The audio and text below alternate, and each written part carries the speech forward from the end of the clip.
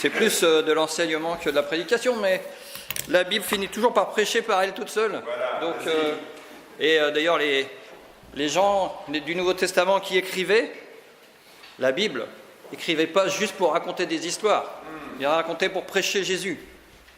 Amen. Et donc en fait, je vais vous parler de la croix. Je ne vais pas vous refaire tout ce que j'ai fait la semaine dernière, puisque j'ai parlé pendant 4h30, et je ne suis pas sûr que tout le monde soit prêt à rester jusqu'à 3h30 de l'après-midi. Mais c'est un sujet tellement immense qu'on n'a jamais fini de le creuser. Qu'est-ce que la croix ? Qu'est-ce que ça veut dire que Jésus est mort sur une croix ? Et je vais le faire un petit peu différemment aussi. Je vais essayer de faire un peu différent parce qu'il y a quand même 8 ou 9 personnes qui étaient là la semaine dernière. Donc j'ai essayé d'amener quelque chose de plus. Mais simplement, j'aimerais qu'on commence par la résurrection. Juste penser au fait de la résurrection. Si vous voyez quelqu'un que vous avez enterré il y a 3 jours, ressuscité, et juste rentrer là. Moi, je pense à ma maman qui est décédée au mois d'avril. Si elle rentre là, je suis sûr déjà je ne pourrais pas faire ce message, je ne pourrais pas faire la suite. Mais ça bouleverserait notre façon de penser. On ne pourrait plus penser les choses de la même manière. Et c'est ce qui est arrivé aux apôtres qui ont vu Jésus, et à ces 500 personnes dont parle Paul en 1 Corinthiens 15. Ils ont vu quelqu'un qui était mort revenir à la vie. Et je pense qu'ils n'ont pas réalisé tout de suite. On voit les disciples d'Emmaüs, il y a plusieurs histoires dans la Bible qui nous racontent ce que ces gens ont pu ressentir. Mais il faut imaginer qu'un tel événement, même s'il était discret en fait, parce que Dieu, finalement, n'est pas ressuscité avec fracas.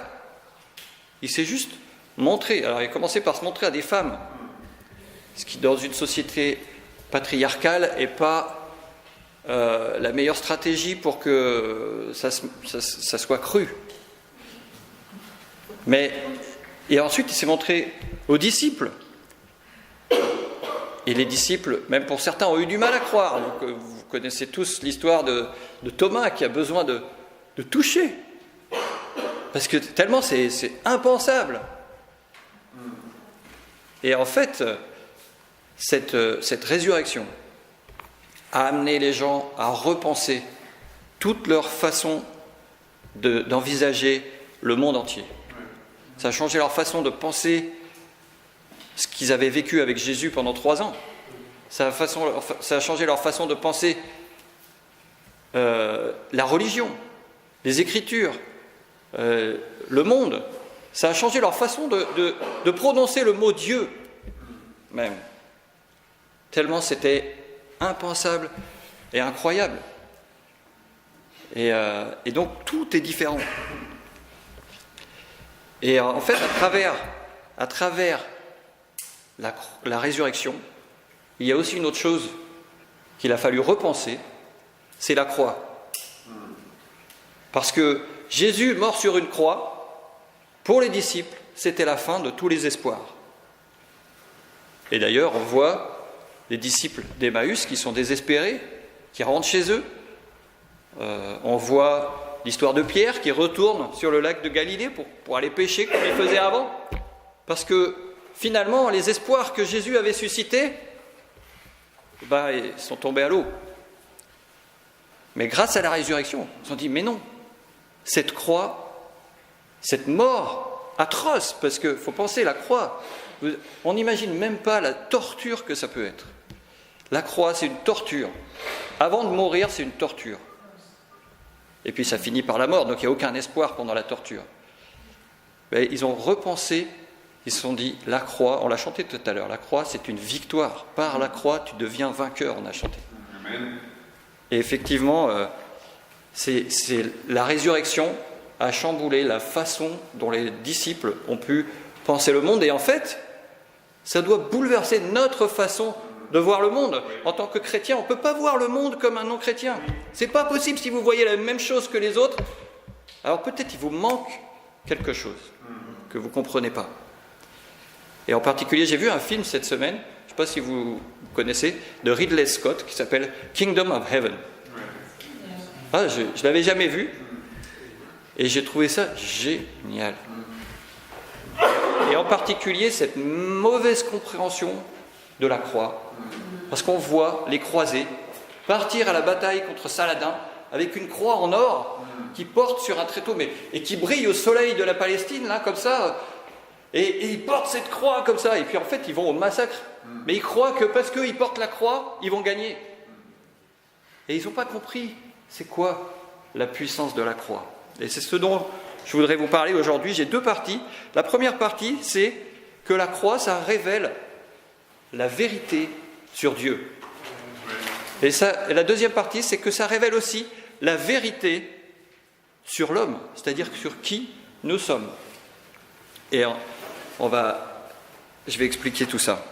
La première chose que je voudrais dire, c'est que les réformateurs, quand ils se sont, entre guillemets, quand ils ont réagi contre le catholicisme au XVIe siècle, ils avaient une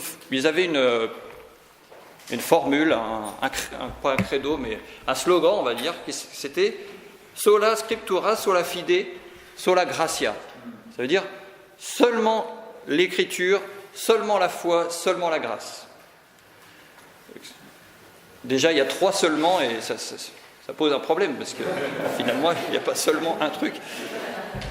Mais moi, je vais vous montrer aujourd'hui que cette formule, elle n'est pas tout à fait juste, et qu'il aurait mieux valu dire solos Christus, seulement le Christ.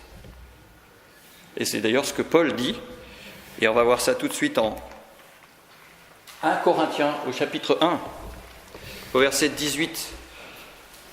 En effet, la parole de la croix est folie pour ceux qui vont à leur perte. Mais pour nous, qui sommes sur la voie du salut, elle est puissance de Dieu. Donc voyez la différence entre un chrétien et un non-chrétien. Folie pour le monde, puissance pour les chrétiens. Car il est écrit « Je détruirai la sagesse des sages et j'anéantirai l'intelligence des intelligents. » Où est le sage? Où est le scribe? Où est le débatteur de ce monde? Dieu n'a-t-il pas frappé de folie la sagesse du monde? En effet, puisque le monde, par la sagesse, n'a pas connu Dieu dans la sagesse de Dieu, c'est par la folie de la proclamation qu'il a plu à Dieu de sauver ceux qui croient. Les Juifs, en effet, demandent des signes, et les Grecs cherchent la sagesse. Or nous proclamons un Christ crucifié, cause de chute pour les Juifs et folie pour les non-Juifs.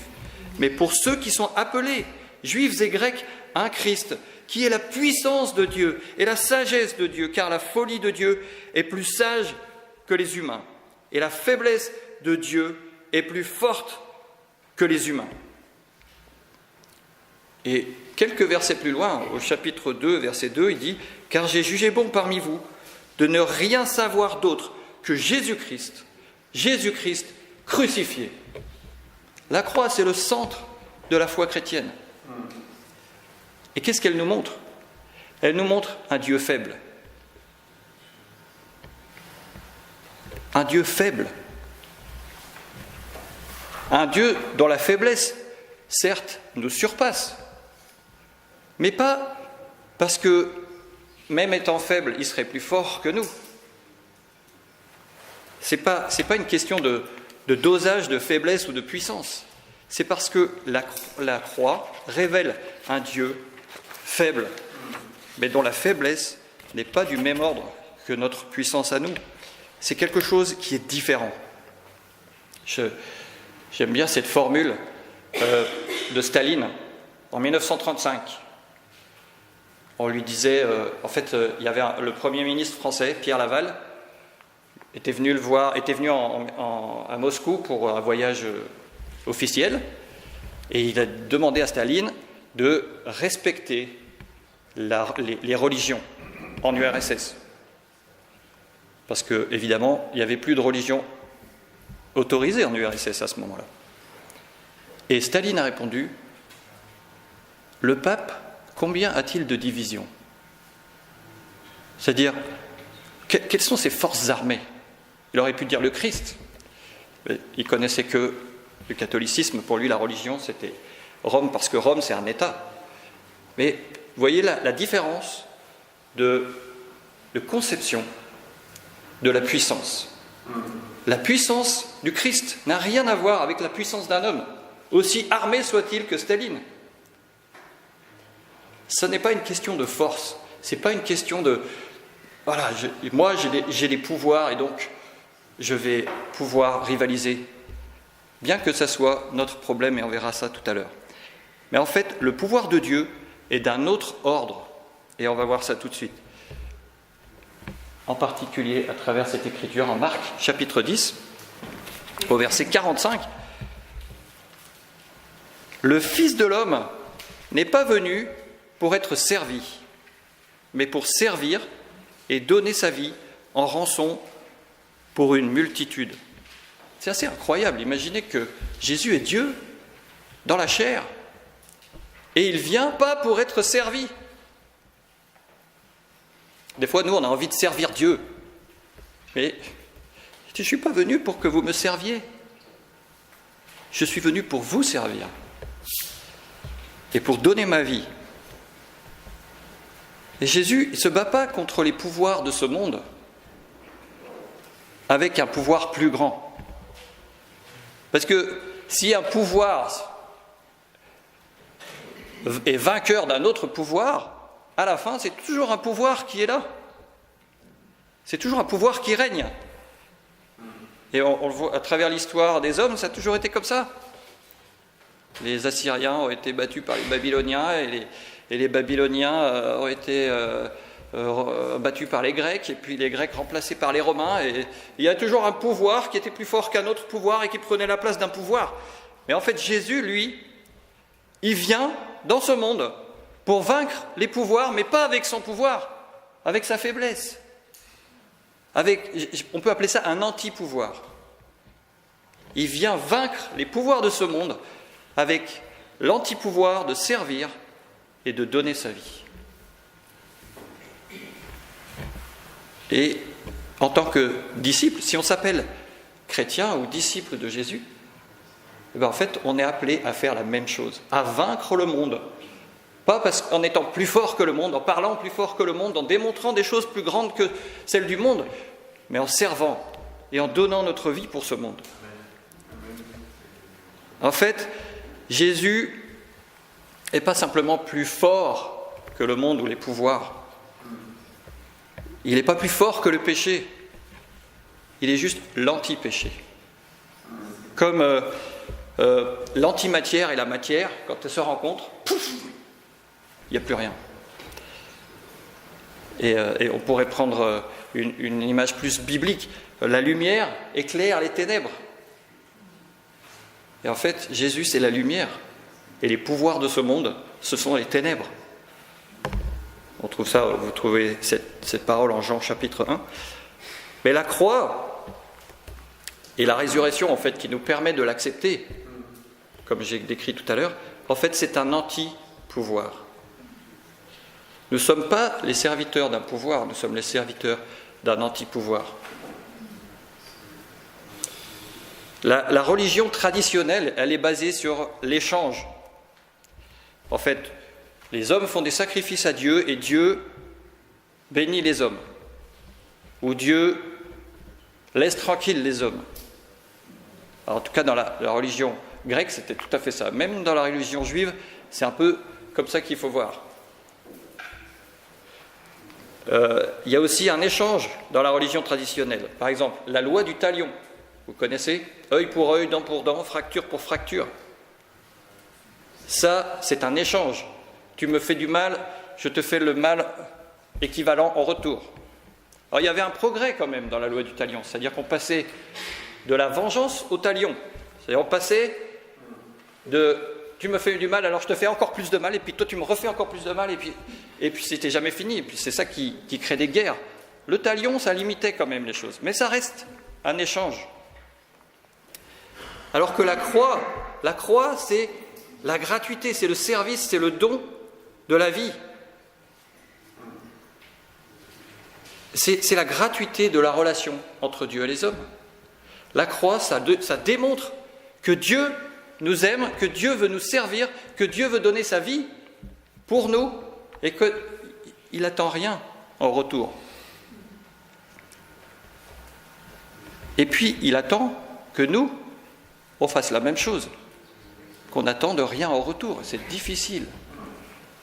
Mais c'est qui est Dieu et c'est ce à quoi nous sommes appelés, à donner en n'attendant rien en retour.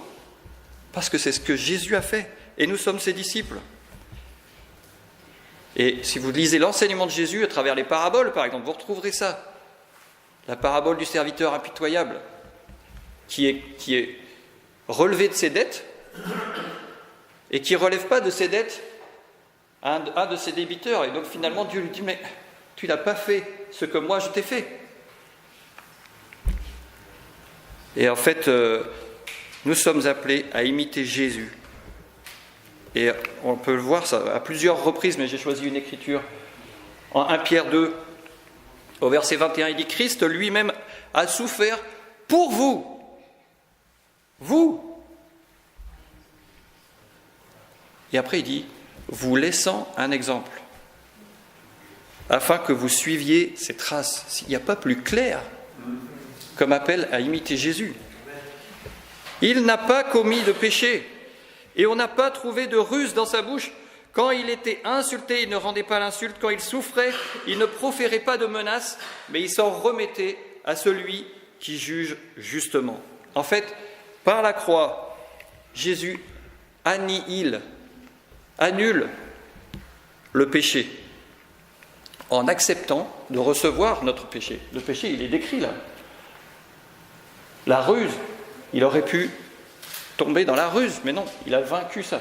Et il a été insulté et il n'a pas répondu. Il a souffert, il n'a pas rendu des menaces. Jésus a annihilé le péché. Dieu, en fait, est un Dieu faible. Et sa faiblesse, c'est qu'il nous aime. La faiblesse de Dieu, c'est qu'il nous aime.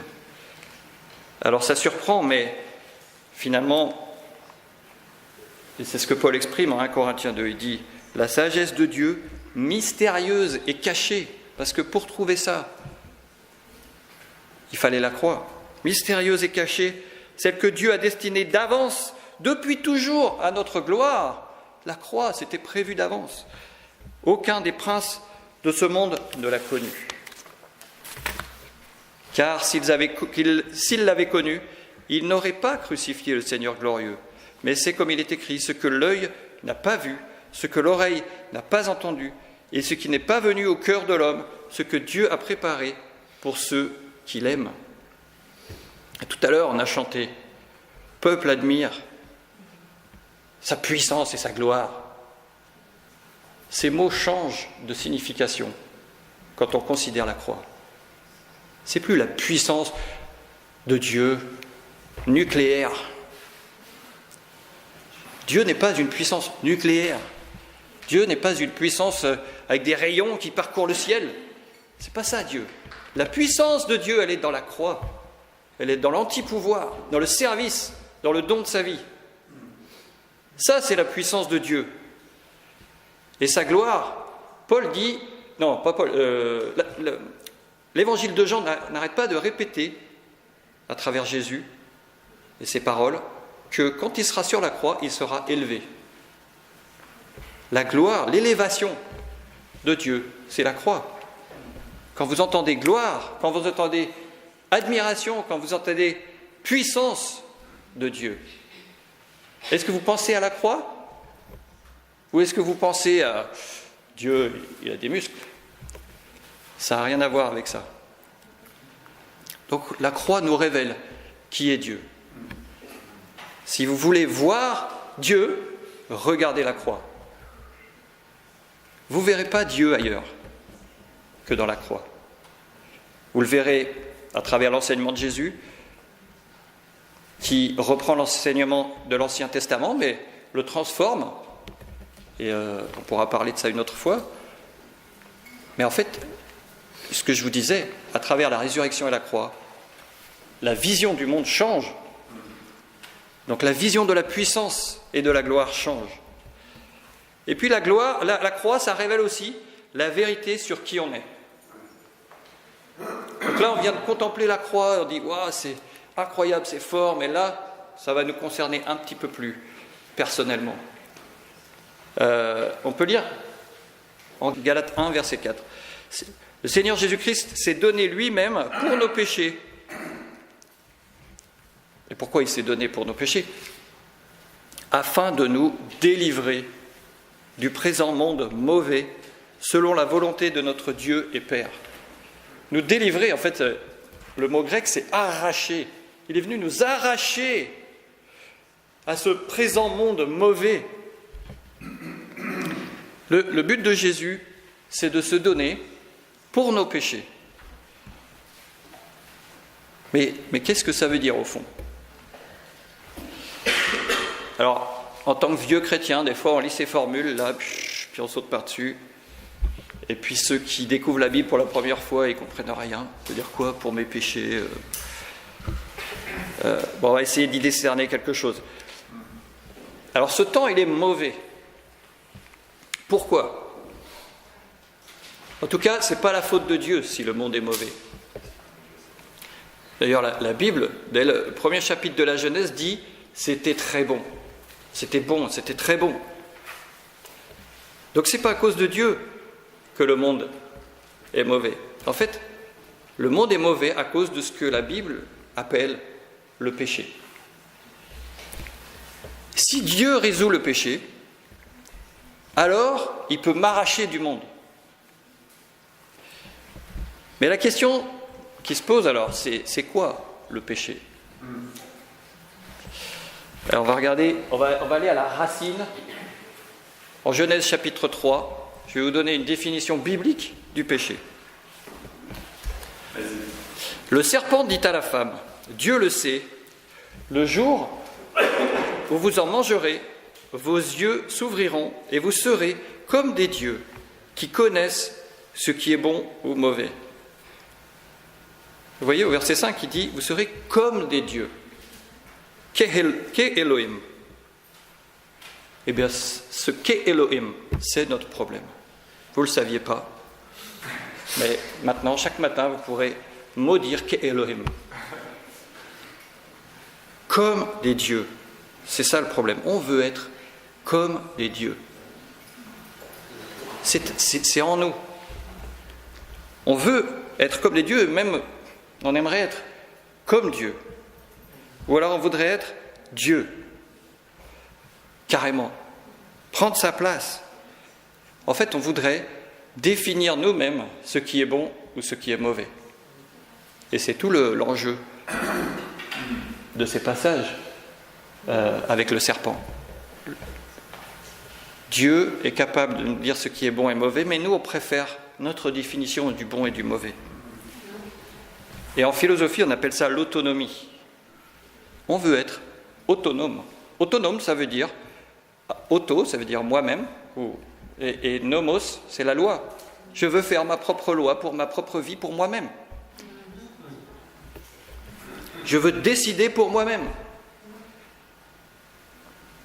Et très souvent, en fait, les motivations qu'on a dans la vie à faire des choix, eh bien, elles sont conduites par ce désir d'autonomie.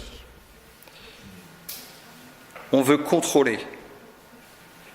Alors, évidemment, quand on s'appelle Roland, il vaut mieux contrôler l'avion. Parce que sinon, il y a un petit problème pour les passagers. Et ce n'est pas de cette autonomie-là dont je parle. Il est autonome dans son avion, il a ses commandes, et ce n'est pas ça. C'est question des choix de notre vie. Donc, comment faire pour comprendre ça? En fait, il ne s'agit pas de contrôler les choses physiques, mais il s'agit de nos relations et de notre relation avec Dieu aussi. Dans le christianisme, ce n'est pas un problème de puissance et de pouvoir terrestre, c'est un problème de relation. Et en fait, sans le savoir, et très souvent, nous agissons comme étant les rois de notre propre vie. Je suis roi sur le trône. On a chanté tout à l'heure, roi sur le trône de mon cœur. Mais qui est sur le trône de mon cœur? Le plus souvent, c'est pas Dieu qui est sur le trône de mon cœur. Le plus souvent, c'est moi. Et moi-même, j'aime contrôler ma vie. Mais je contrôle ma vie. Et si j'ai un peu d'influence et de charisme, peut-être je peux même aller contrôler la vie des autres. Parce que ça me plaît d'avoir du pouvoir, d'avoir de l'influence.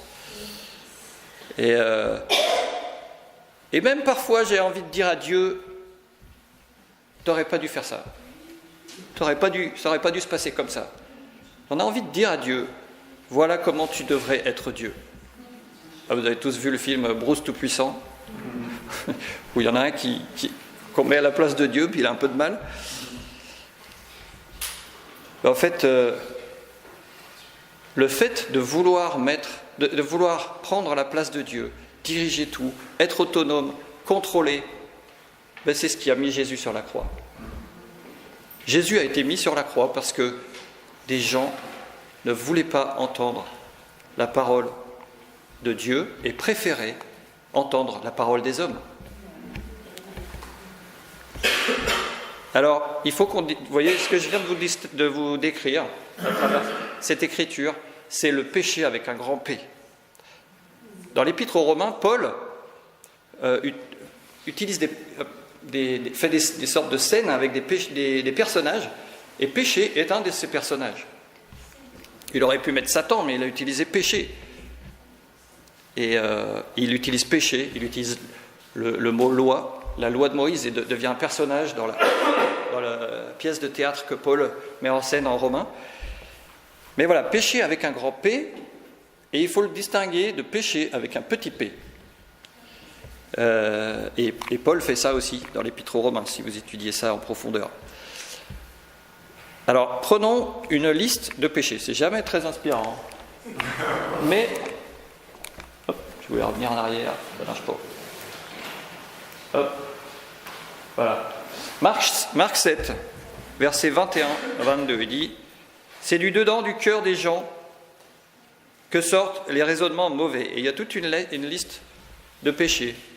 Alors, essayez de faire le lien entre péché avec un grand P et péché avec un petit p. Le péché avec un petit p, comme inconduite sexuelle, par exemple. Comment ça fait le lien avec le grand P, je veux contrôler ma vie, et je veux être le roi sur le trône de mon cœur? Tout simplement, je veux contrôler mon corps, et je veux être capable de dire ce qui est bien et ce qui n'est pas bien avec mon corps. C'est moi qui définis ce qui est bien et ce qui n'est pas bien. Et aujourd'hui, dans la société dans laquelle on vit, on voit les ravages qu'une telle pensée peut faire. Je pense que ça a fait des ravages à toutes les époques, mais comme aujourd'hui c'est plus facile, c'est encore pire. Les vols, le vol c'est un péché avec un petit p. Comment c'est relié avec le péché avec un grand P? C'est juste que ça me permet d'avoir ce que je veux, sans le payer. Donc je contrôle, j'ai ce que je désire à travers le vol. C'est une manière d'obtenir ce que je veux. Le meurtre, c'est le premier péché qui est appelé péché dans la Bible, avec Caïn et Abel. En fait, le mot péché, il n'est pas en Genèse 3. Il y a le concept, mais il n'y a pas le mot. Mais le meurtre, c'est simple, je prends le contrôle de la vie de quelqu'un d'autre, ou la vie de quelqu'un d'autre gêne ma propre vie, alors je l'élimine. Et donc je suis en contrôle. Adultère, je prends la femme d'un autre parce que ça me plaît et donc je contrôle ma vie, puis peu importe pour la vie de l'autre. Avidité, etc. Et on prend toute la liste, et on peut faire ce lien entre les péchés, avec un petit p, et le péché, qui est la racine de toutes ces choses. Et c'est pas étonnant que les prophètes, comme Ésaïe par exemple, expliquent que le péché, ça nous sépare de Dieu. Parce que si on prend Dieu, on l'enlève de son trône, et on prend sa place, évidemment qu'on est séparé de lui. C'est pas une punition de Dieu d'être séparé de Dieu. C'est juste nous qui l'avons décidé, on l'a choisi. C'est une conséquence. Et finalement, le péché, c'est bien plus qu'enfreindre une règle morale. Le péché, en fait, c'est un désir profond.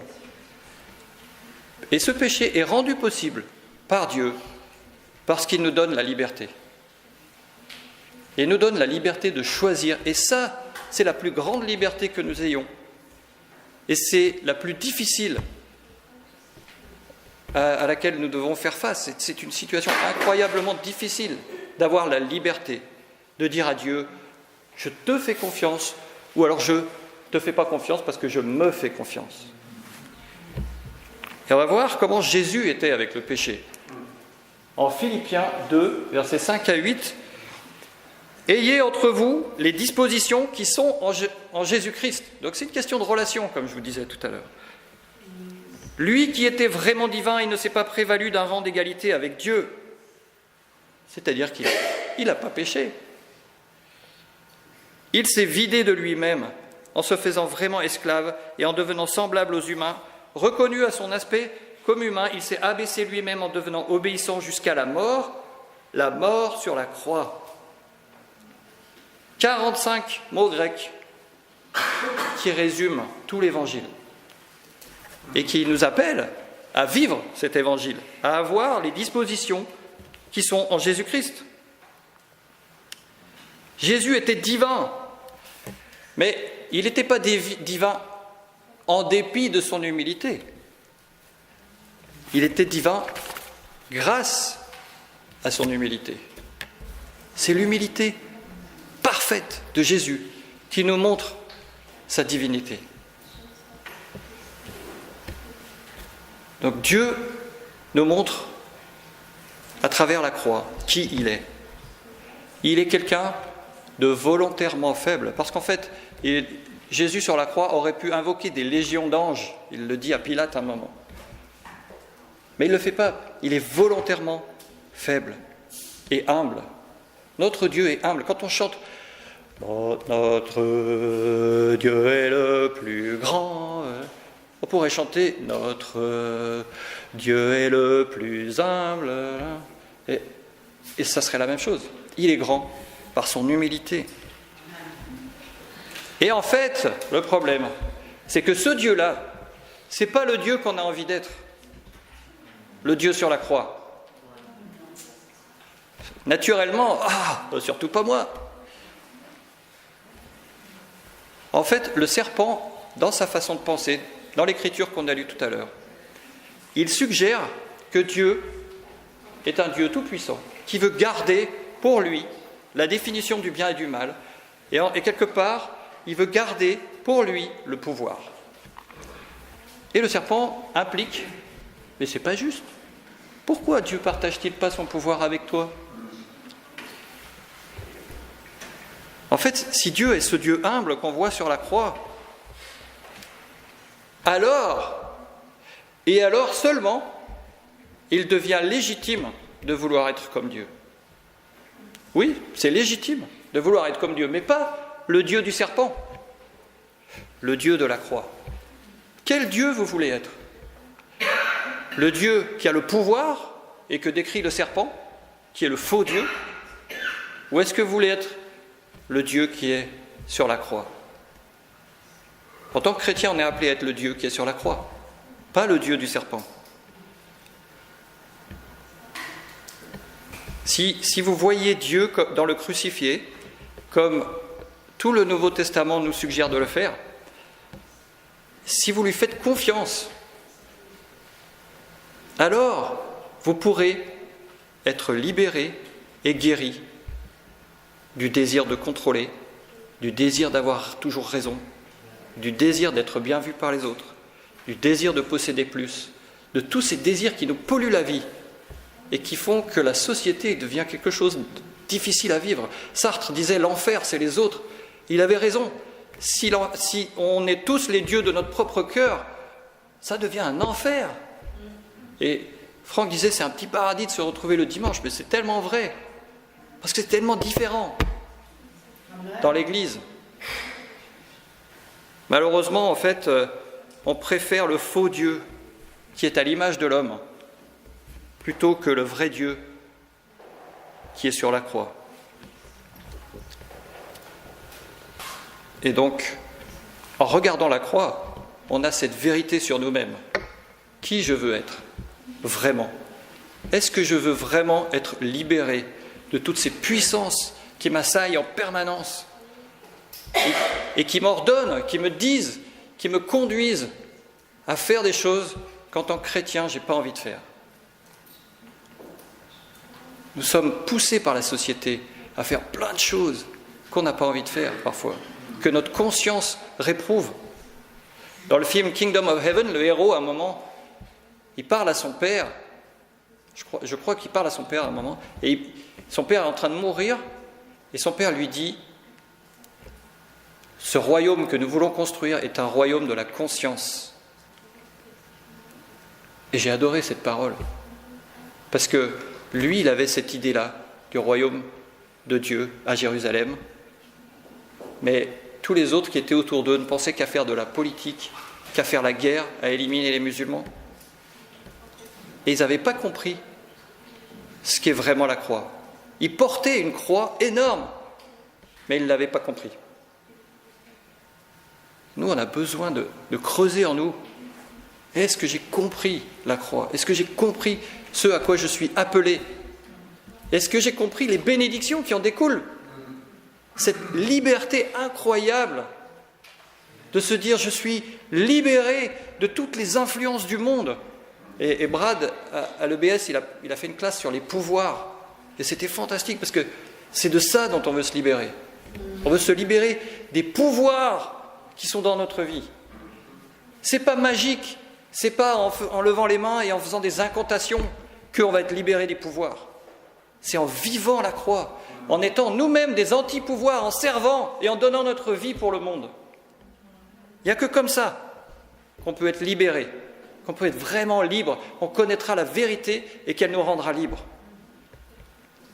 Donc la croix, ça c'est ma conclusion, la croix, elle est au centre. Le souverain pontife, c'est Jésus. Ça veut dire quoi, pontife? Ça veut dire qu'il crée un pont. Jésus, il crée un pont entre les hommes et Dieu. Il est le souverain pontife. Par la croix, il a créé un pont entre nous et Dieu. Il nous a donné accès à Dieu. C'est l'image du rideau déchiré. Quand Jésus meurt, le rideau se déchire dans le temple. Qu'est-ce que ça veut dire? Que Dieu sort du temple quelque part, mais aussi que Dieu est accessible. Et c'est ça la beauté du christianisme, c'est que Dieu est avec nous, il est là, il est venu. Jean dit, dans sa première épître, dit qu'il a pu le toucher, qu'il a pu presque le goûter, quoi. Parce qu'il est là, parce qu'il est avec nous. C'est pas une puissance spirituelle comme on voit dans les films d'horreur. Truc bizarre. Ça n'a rien de magique, ça n'a rien d'ésotérique, le christianisme. C'est la croix qui va nous libérer. Je peux trouver l'Esprit de Dieu à travers la croix. Parce que ça me rend capable d'être plus fort. Ça me rend capable de lutter contre mon propre désir de contrôle et ensuite d'aller dire aux gens « Regarde ce que ça fait quand tu t'abandonnes à Dieu, quand tu crois vraiment en lui. » Une chose qui est formidable, c'est que quand on comprend ça, on se dit « Je peux lutter contre le péché avec tellement plus de force. Je ne suis pas là juste pour lutter contre un truc qui me casse les pieds. Je dois lutter contre mon désir d'être mon propre roi, et ça c'est la racine, et si je me bats contre ça, je vais pouvoir éliminer beaucoup d'autres choses dans ma vie. Moi, en fait, les premières études que j'ai pu faire assez profondes sur la croix, c'était en 2010, après une EBS. J'étais rentré et j'ai écouté des CD. J'étais avec Chris, je me souviens. Et j'ai écouté des CD sur l'expiation. Qu'est-ce que l'expiation ? Mais ça m'a tellement aidé à me libérer. En particulier d'un péché, la pornographie. Je n'ai pas vu une image pornographique depuis 2010. Grâce à la croix, ce n'est pas par mes propres forces. C'est la croix qui m'a donné ce pouvoir. La repentance, en fait, c'est quoi ? C'est chercher auprès de Dieu. Et en particulier, si c'est auprès de Dieu, c'est auprès de la croix. La force de lutter contre le péché avec un grand P. Et ce péché, vous pouvez l'appeler le mal, Beelzébul, Satan, ce que vous voulez, mais c'est ça, lutter contre le péché. La sainteté, c'est pas d'être parfait, mais c'est d'accepter de rentrer dans le combat, de combattre le péché avec l'antipouvoir de la croix. Et je voudrais terminer en fait avec un passage fabuleux qui nous montre ce que c'est la vie au pied de la croix. La vie au pied de la croix, elle est décrite en Matthieu chapitre 5, au verset 3 à 12, dans un passage qui est stupéfiant, si on y prête attention. Il dit, c'est Jésus qui parle, « Heureux les pauvres en esprit ». Qui a envie d'être pauvre en esprit ? Car le royaume des cieux est à eux. Il y a une promesse. « Heureux ceux qui pleurent, car ils seront consolés. Heureux ceux qui sont doux, car ils hériteront la terre. Heureux ceux qui ont faim et soif de justice, car ils seront rassasiés. Heureux ceux qui sont compatissants, car ils obtiendront compassion. Heureux ceux qui ont le cœur pur, car ils verront Dieu. Heureux les artisans de paix, car ils seront appelés fils de Dieu. Heureux ceux qui sont persécutés à cause de la justice, car le royaume des cieux est à eux. Heureux êtes-vous lorsqu'on vous insulte. Ça nous rappelle Jésus sur la croix, insulté, il ne rendait pas l'insulte. Heureux êtes-vous lorsqu'on vous insulte, lorsqu'on vous persécute et qu'on répand faussement sur vous toutes sortes de méchancetés à cause de moi. Réjouissez-vous et soyez transportés d'allégresse parce que votre récompense est grande dans les cieux, car c'est ainsi qu'on a persécuté les prophètes qui vous ont précédés.